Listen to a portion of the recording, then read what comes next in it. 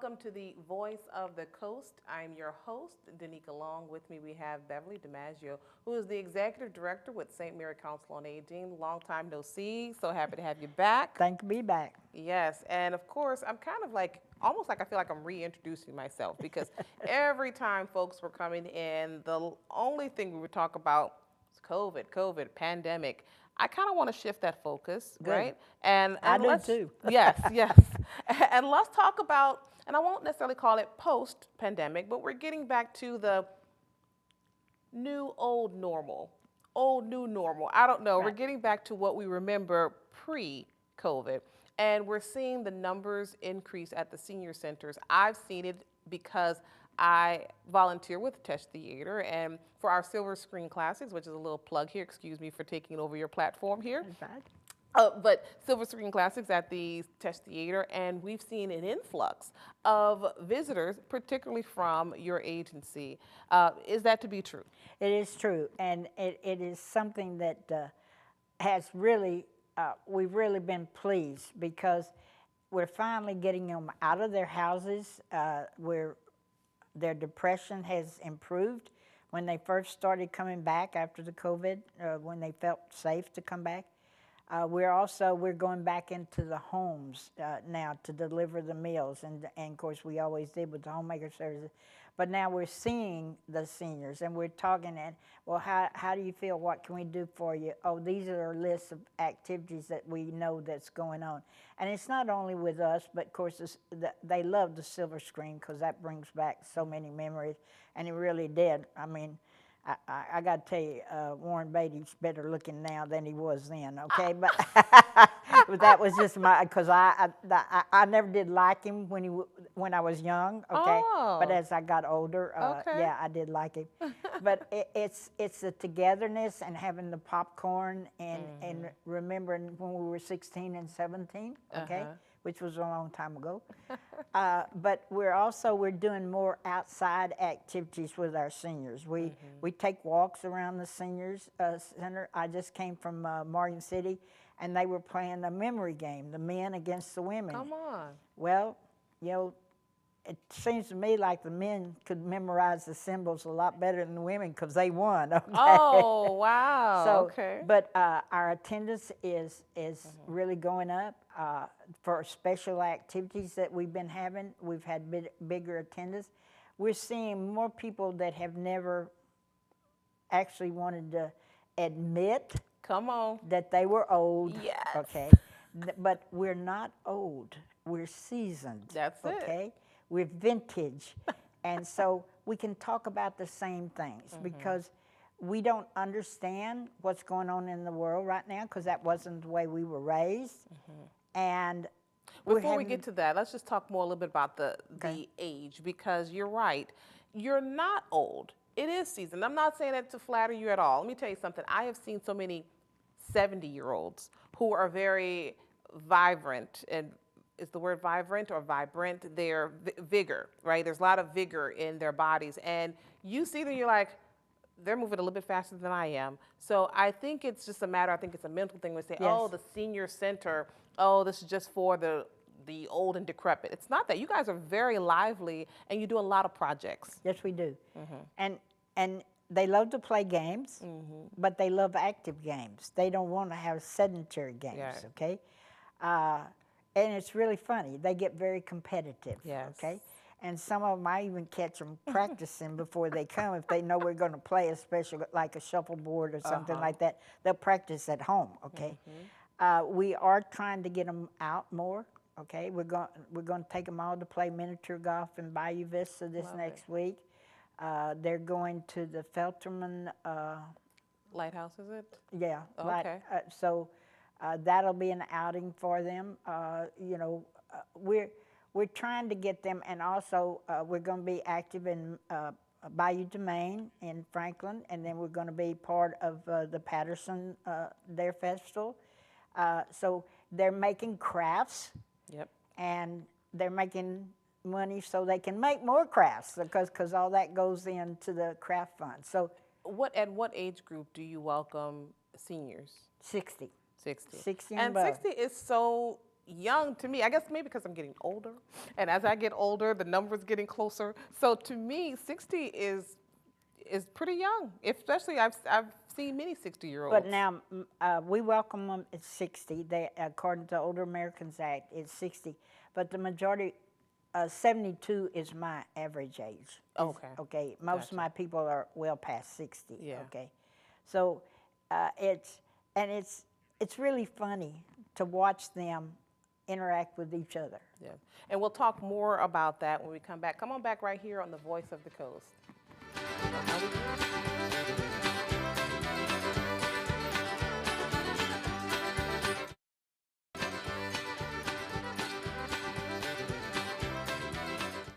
Welcome back to the Voice of the Coast. I am your host, Danica Long. With me, we have Beverly Domengeaux, the Executive Director with St. Mary Council on Aging. Now, I know we didn't talk too much about COVID because, COVID is here to stay. We know that. Yes, ma'am. However, at this point, it seems like we're starting to see an influx, especially talking to our coroner, who's also a doctor, Right. more flu and respiratory illnesses. Are you yes. noticing that amongst your population? Yes, we are. Okay. Okay. And we are asking them. Well, I've had people come in and talk to them. I've had doctors and nurses come in and talk to them about things that they can, and because where we live, and because sugar cane is just now coming up, most of them have lived with allergies all their lives, okay? So they kind of say, oh, it's not anything, it's my allergy. And I keep telling, so we have little games that we play about symptoms, okay, and what do you do for this?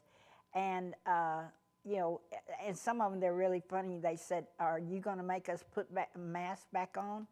I said, no, not unless you start coughing and spitting, okay? So, of course, they busted out laughing because they said, oh, Miss Beverly. But, and I bring in experts to talk to them, and I am so proud of our medical profession, Tish Action Clinic, even all the urgent cares and everything. They are talking them to take the flu vaccines, okay? Which I think it won't stop it, but it may be like the COVID shots, that it will be a lesser case. Because if you already have COPD, okay, the flu can take you out. You can go to pneumonia too fast. Yeah. And it's really funny because they do kind of, and so they asked me yesterday, I guess it was, you remember with COVID, we took the temperature when they came in the building. So they wanted to know, was we going to start taking the temperature? I said, I don't know. As a nurse, I think maybe we will. So, we're going to take precautions with them. And I was going to say, I think maybe they're okay with that. Because, They are. I mean, I can just, again, from my observation, seeing them at the Silver Screen Classics, they were just so happy. It's like we're outside, we're able to be amongst our friends. We don't want to go back to isolating. And I think that has caused some issues also within your population, because you and I were talking prior to this interview, and it hurts to even talk about our aging population and also suicides. Yes. And the reason for that is that many of them are talking about the lack of socialization. That's correct. Yeah, and you kind of get that from a lot of your in-home caretakers who tell you a lot of those stories. My homemakers and my people that deliver the home delivered meals, they'll call and they'll call me and they say, okay, Miss Beverly, special phone call, because they seem to be real depressed today, or they seem to be weaker, okay? So we do have a telephone committee, and we do make phone calls, and sometimes I will tell one of my staff, go make a home visit, okay? Just drop in on them and take them some brochures, or they love little word puzzle books. Yes. So we take them a word puzzle book or a coloring book. I mean, I can go to the dollar store, they give me all that much. They are adjusting better now than they did right after we opened up a year ago after COVID. They're beginning to see that they kept themselves safe, so therefore they know that their limits. And the thing is, they're talking about it, and some of them did have COVID, okay, and they. One had a bad case, one didn't had a light case, and they'll kind of compare notes. But we're all learning about, but the main thing is they want to be more active because everything shows with Alzheimer's and dementia and all, the more activities we can give to our brain, the better off we're going to be. Now, what I want you to do, because you kind of, we have about 30 seconds left, and I want you to look into one of these cameras and talk to the families who've lost some connection with their loved ones. Well, I have for instance, when one of our clients is very, very ill, and her son hadn't been around for 2 months. And so we contacted the son and we got him back. And she is doing better. And come on, folks, they raised you, okay? So please, stay in communication with them, even if it's by the phone. Yeah. They at least know you're safe and that you care. And we should care for all of them. Awesome. Of course, we're going to take some more, we're going to take another break, but we'll come back with more to talk about right here on The Voice of the Coast.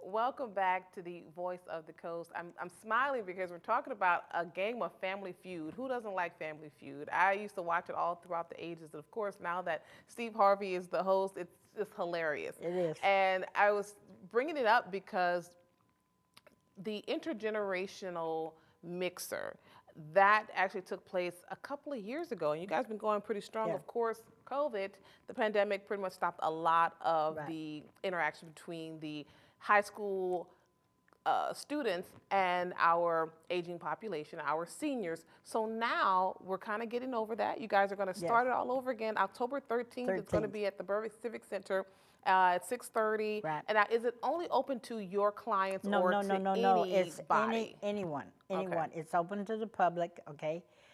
Because we, how do I say this? We want to teach these young people how to be ladies and gentlemen and to have morals and ethics like we were raised with, okay? And, you know, it's really funny because they'll ask you questions. I mean, I get asked some, when I speak, I get asked a lot of questions. I have to kind of, you know, okay, am I going to answer this right or not?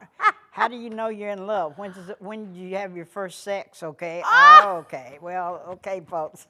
I mean, you know, and I try my best to answer them as truthfully as I can. But I got to stop you here.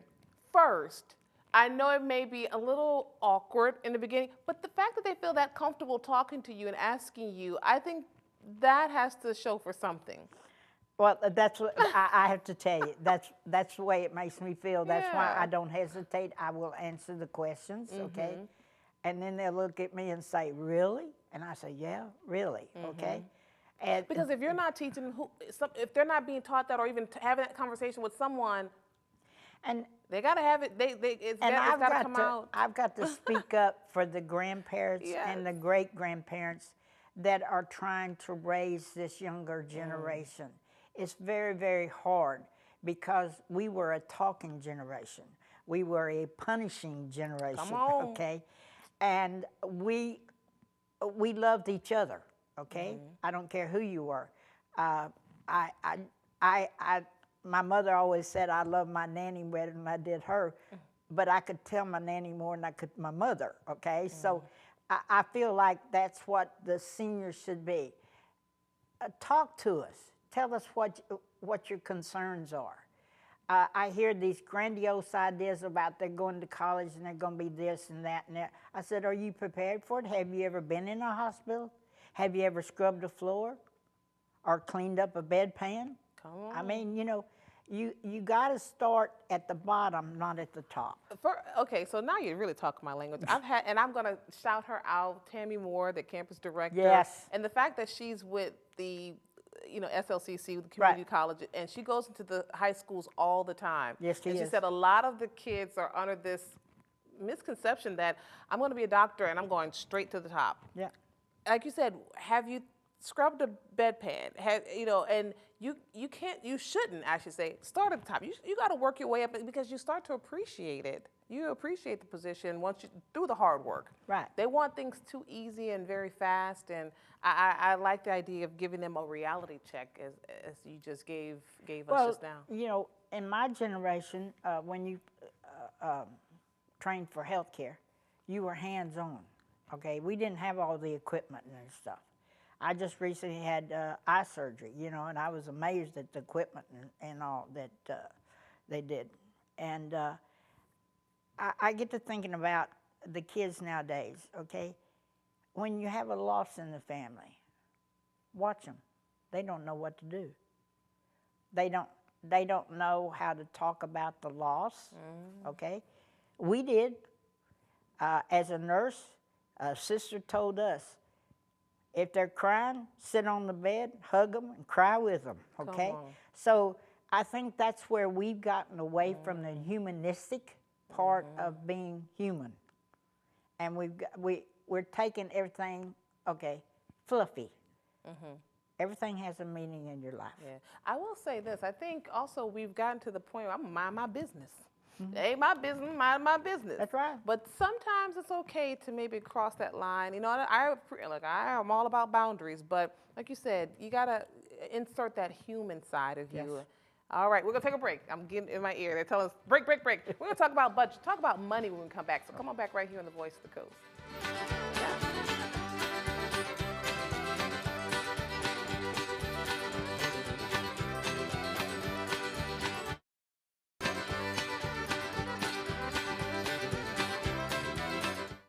Welcome back, and it's time to talk about money, money, money. Let's talk about budget. It's almost like hit and miss sometimes with you, so I don't know. So how are you as far as the status of your budget, and how well or? Right now, I have to say that we're in very good shape. Okay.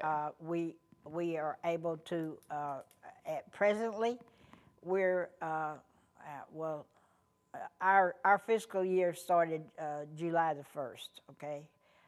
So for July, August, and September, we are already delivering over 3,000 more meals than what we're supposed to meal. But we're able to do that. I do have a waiting list of approximately 52 for home, and if I could get all the equipment and hire some new people, we'll be putting them on. But of course, some people are going off because they're going into nursing home. The public has been very good with their grants, and I have to tell you, they've been bringing donations to our thrift store, and that really makes money that we can put back into the services and everything. I just recently got a grant from Walmart, and that was the first one we'd ever gotten from them, and and I'm very pleased to say that the 100 black men just called me before I got here and told me they're having a truckload of our weekend food that they've been collecting. Now, the weekend is what we call chef food. That's like Vienna sausage, tuna fish, chili, peanut butter and crackers, snacks, kind of stuff to hold them over because we may have some bad weather coming, so I may have to take them out.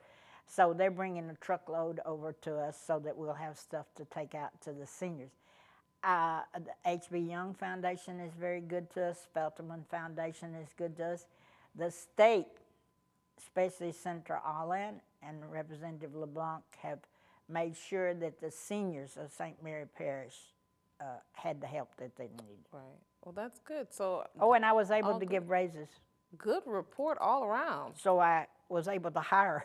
Yes, yes. And look, if you haven't already, and I hope it's okay, but we typically post, or you see the different postings about, you know, who's hiring, and most folks would post Beverly Domengeaux with Council on Aging. They're looking for drivers, they're looking for admin officers. So good to know that you were able to fill positions and you were able to give a raise. I'm sure those who are employed were very happy to hear that. They were very excited. Now, you mentioned something today, just a moment ago. Yes, we are watching what's maybe or what could be coming out there. Are you prepared? Yes, are we your are. seniors prepared?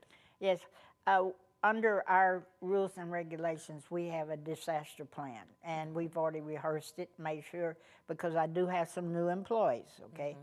And also, I want to remind all my seniors that are homebound, annually we pass out a survey. If we do have to evacuate, how will you evacuate?